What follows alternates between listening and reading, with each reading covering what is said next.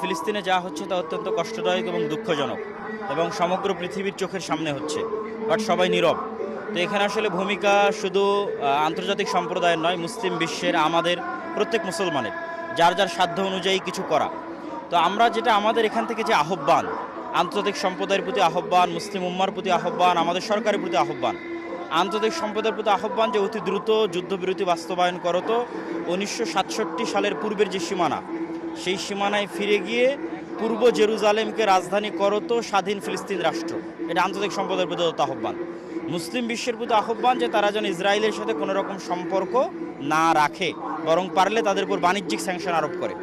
আর আমাদের সরকারের প্রতি আহ্বান যে আমাদের পাসপোর্টে এক্সেপ্ট ইসরায়েল ব্যতীত অন্যান্য দেশে সফর করার যে বিষয়টি, সেটি যেন পুনর্বহাল করে এবং বাংলাদেশে যেন কোনো ইসরায়েলি পণ্য আমদানি বা রফতানি যেন না হয় এবং কোনো সম্পর্ক যেন না থাকে, এবং আমাদের সরকার যেন যথাসাধ্য উপায়ে সকল প্রকার সহযোগিতা গাজার মানুষের পাশে করে। আর সর্বশেষ যে আহ্বান সেটি হচ্ছে, আমরা যদি ঐক্যবদ্ধ না থাকি, বাংলাদেশ যদি ঐক্যবদ্ধ না থাকে, তাহলে বাংলাদেশও ভবিষ্যৎ গাজা হতে পারে পার্শ্ববর্তী হিন্দুত্ববাদীদের সহযোগিতায়, যারা মূলত জায়নিস্ট ইসরায়েলদের প্রত্যক্ষ মদতদাতা।